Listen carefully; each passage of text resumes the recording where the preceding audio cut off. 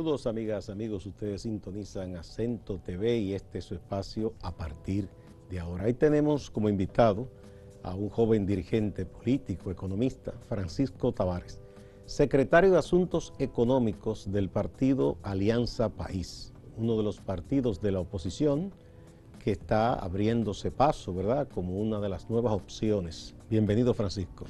Un placer estar acá y sobre todo hablar sobre economía, sobre los problemas que entendemos que podemos aportar con propuestas como, por ejemplo, algo que está muy latente hoy en día, que es la reforma fiscal integral. Bueno, a propósito de eso, se ha hablado porque hay un mandato en la Ley de la Estrategia Nacional de Desarrollo de que hubo varios temas que debieron hacerse unos pactos.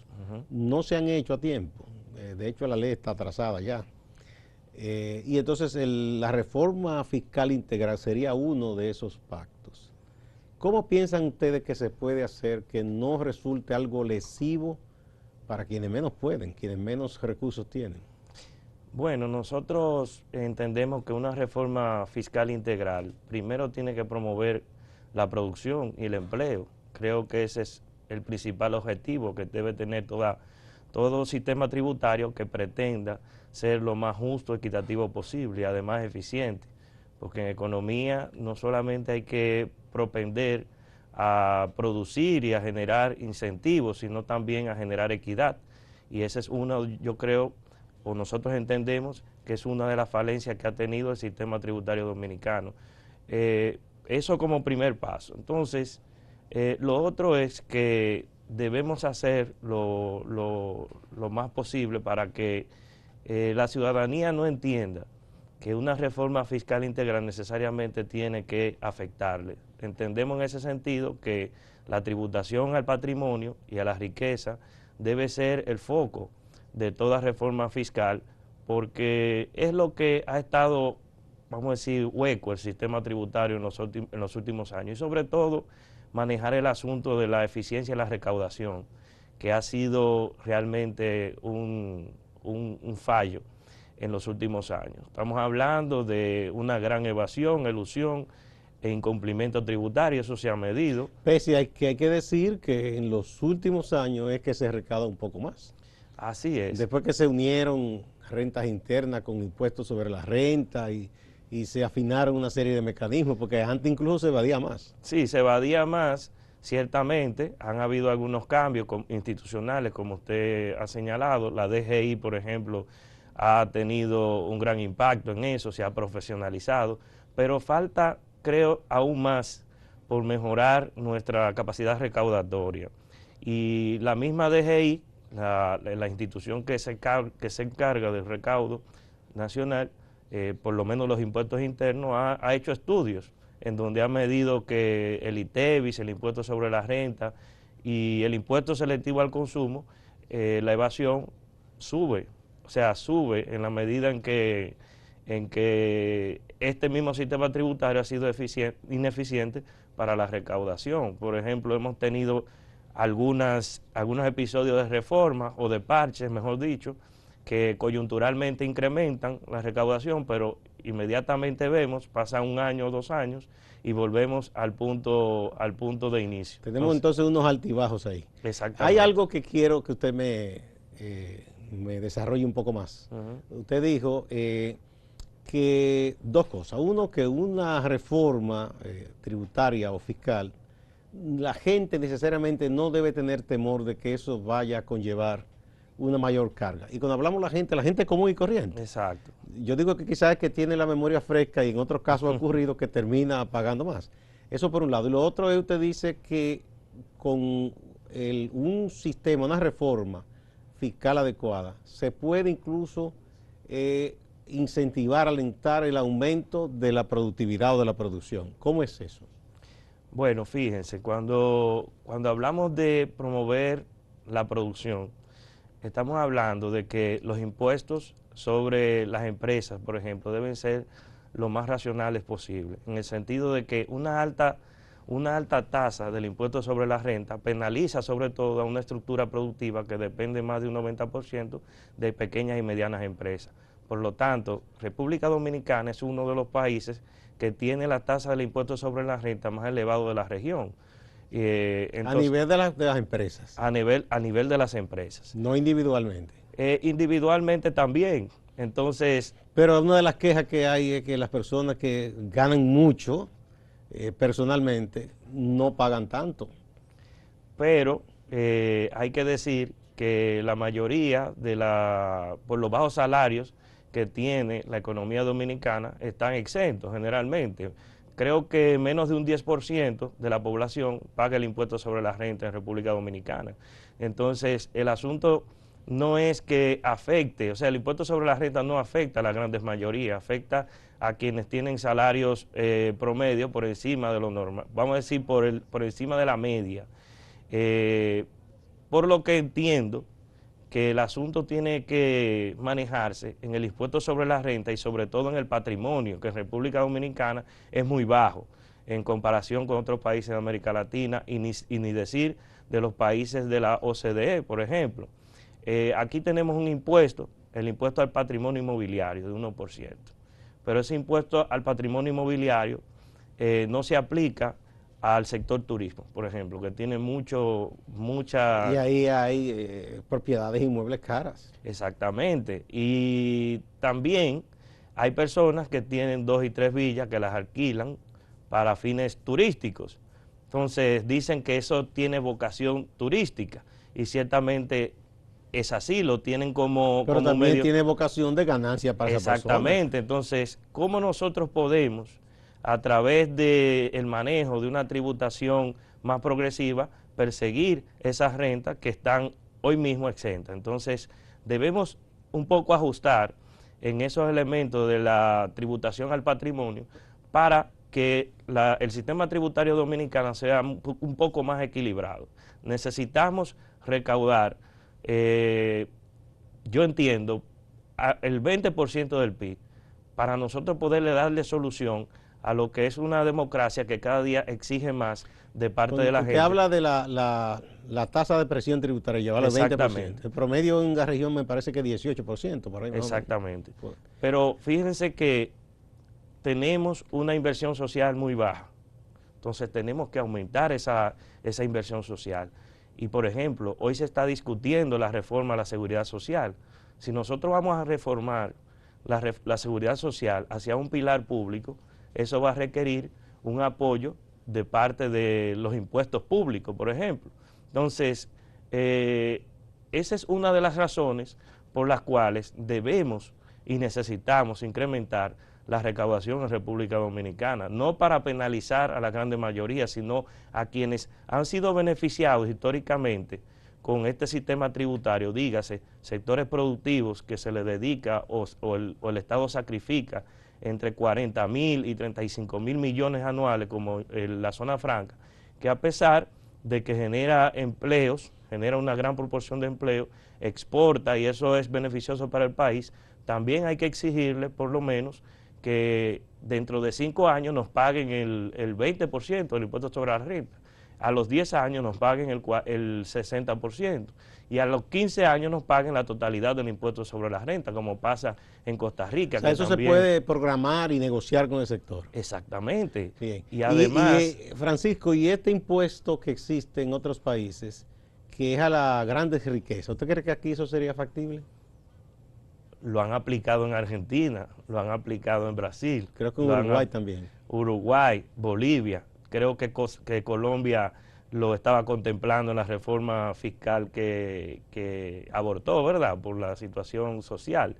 República Dominicana, tradicionalmente un país desigual, creo que un impuesto a la riqueza puede equilibrar precisamente esa parte de la tributación al patrimonio que ha estado prácticamente desierta en nuestro país. Sí. Es una oportunidad. Con su anuencia vamos a una primera pausa y retornamos.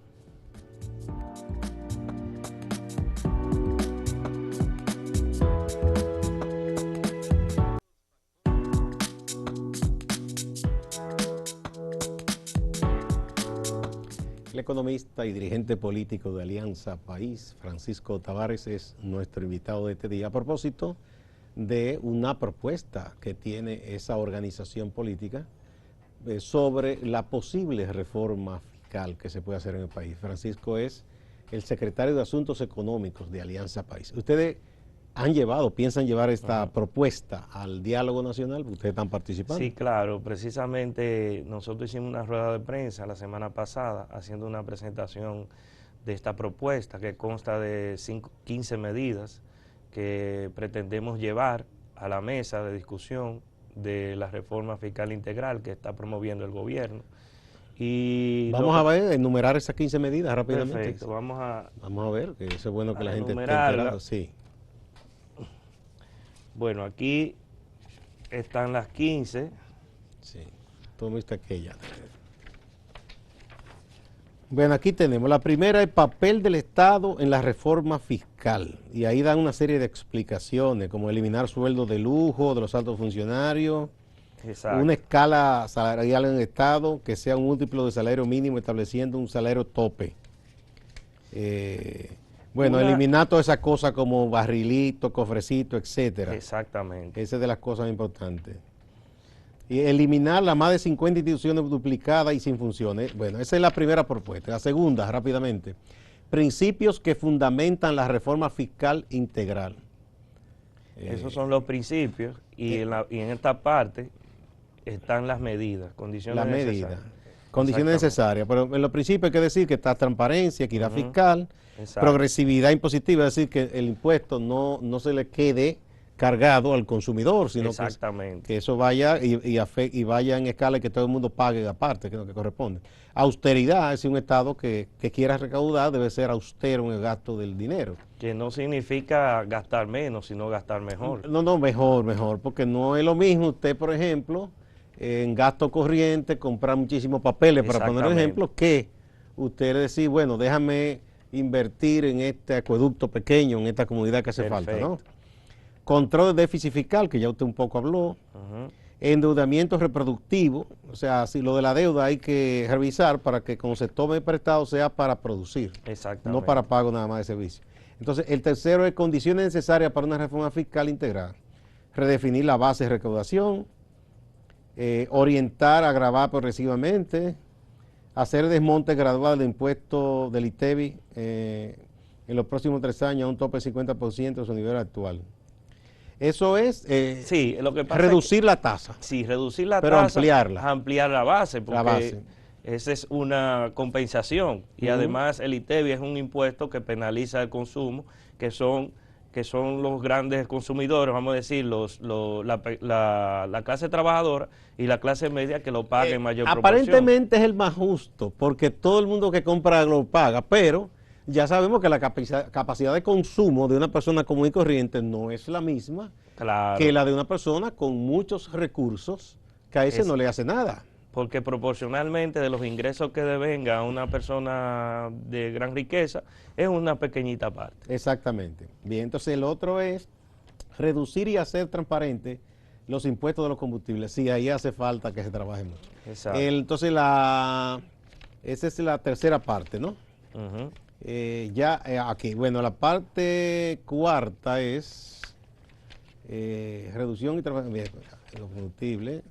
Aquí habla también de revisión de los gastos tributarios, los incentivos para los sectores vulnerables, eliminar elusión y evasión, lo que usted decía. Sí. Que, bueno, me decía otro amigo economista que el ITEVI y la ilusión andan por el 40%. Exactamente. Sanciones penales para la evasión.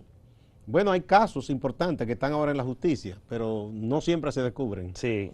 El número 9, diseño de la reforma fiscal integral establecerá su impacto sobre la recaudación del crecimiento económico y la inversión. Sí, que se vea a qué se puede afectar o qué se puede alentar. El número 10, eficientizar el gasto público como prioridad nacional.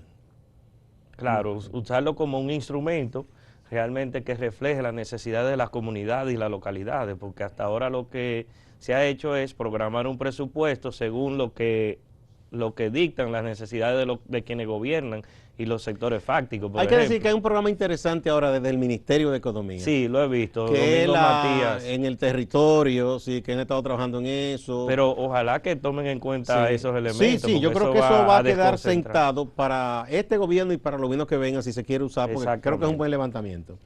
Está el número 11, la reorganización de las finanzas públicas, estableciendo las instituciones públicas del gobierno central, de las instituciones, política concreta para la mejoría sustancial de la calidad del gasto, lo que usted decía, calidad del gasto.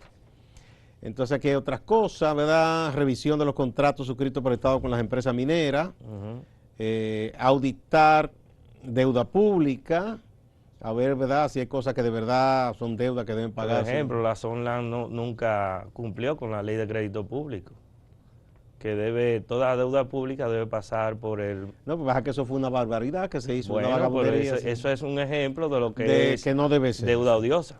Y toda esta cosa, esos contratos de peaje sombra y todo eso. Exactamente. Bueno, el gobierno debe promover el movimiento regional latinoamericano partidario de la renegociación de la deuda. Eso ya a nivel internacional, a tratar de hacer esfuerzo colectivo. Hay el número 15, aquí hay que establecer en la Constitución un tope de la deuda pública. También eso se ha estado planteando. Que es una forma de limitación a que haya una especie de instrumento normativo que haga entonces que en momentos de auge de la economía pues no se recurra al endeudamiento porque no hay necesidad, Sí. sino que hay que hacer un uso lo más eficiente posible de la recaudación y el gasto debe corresponderse mínimamente a lo que ingresa. Bien, entonces ustedes estas son las propuestas de ustedes cuando se comienza a discutir esta parte dentro del diálogo nacional.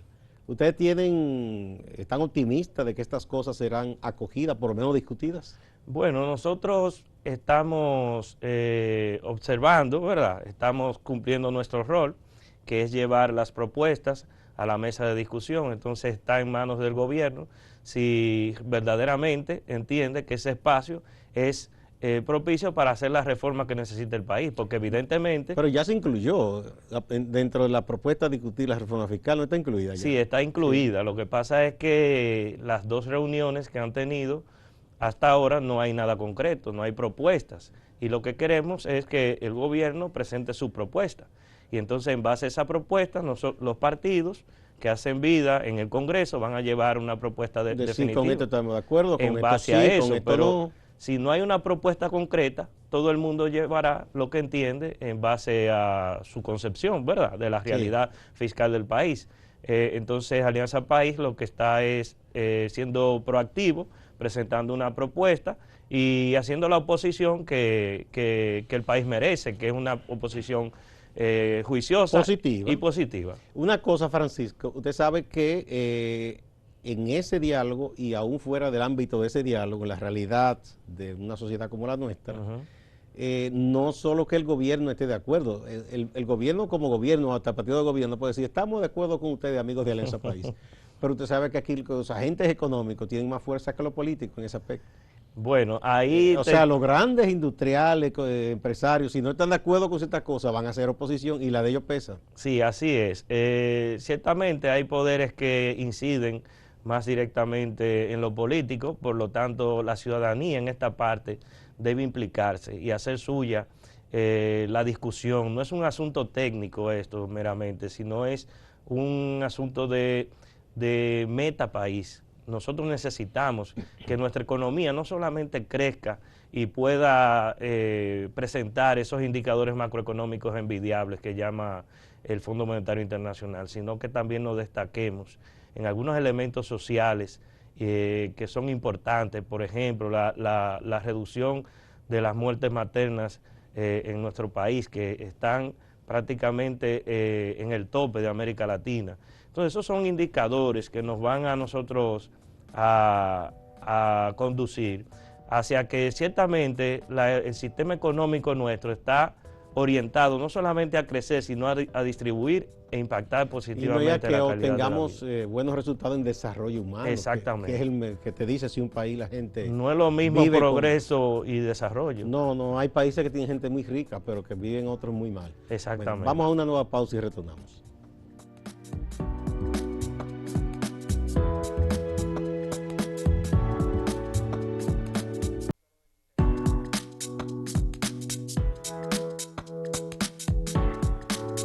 continuamos con Francisco Tavares, secretario de Asuntos Económicos del partido Alianza País. Bueno, ustedes deben, supongo yo, llevar a cabo una tarea ahora de divulgación de todo esto, para que la gente se apropie y diga, sí, me interesa y quiero que esto se discuta. ¿Cómo hacen ustedes para que la gente conozca esta propuesta? Bueno, iniciamos con una rueda de prensa en principio para dar a conocer al país nuestra propuesta.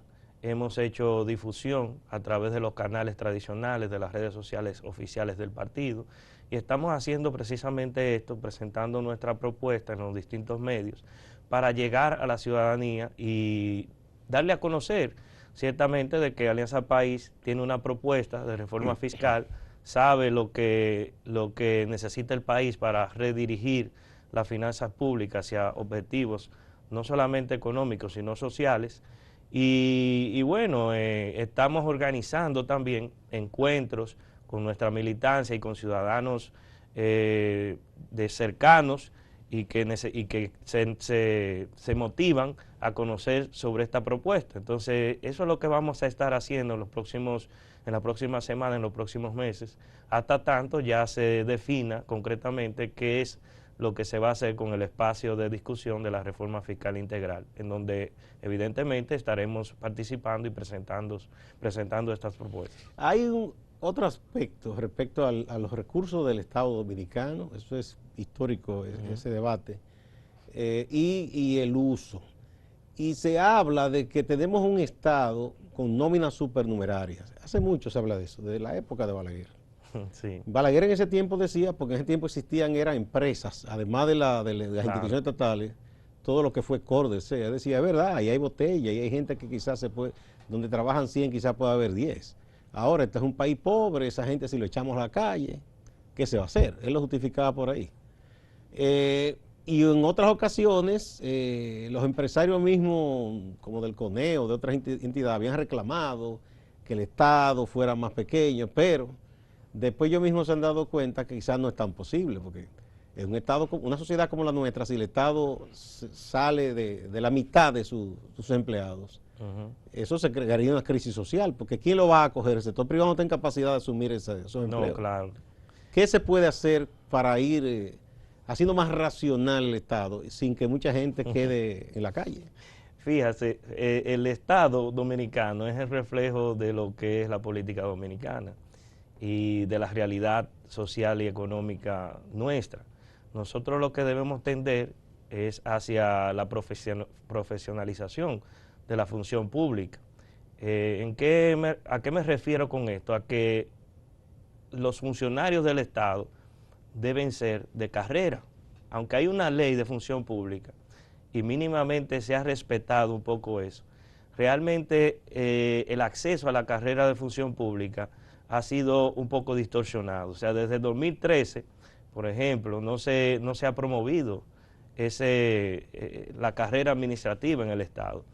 Y nosotros entendemos de que para nosotros racionalizar lo que es la cantidad supernumeraria de funcionarios públicos, debemos promover el sector privado, la producción, la pequeña producción sobre todo, de pequeños y medianos empresarios, porque lo que hemos tenido, si se fija, como incentivo y promoción a la producción, es apoyar a la gran inversión y al gran empresariado. Ahí tenemos la estructura del gasto tributario, que es lo que hemos hecho con los incentivos y los mecanismos fiscales para apoyar a esos sectores.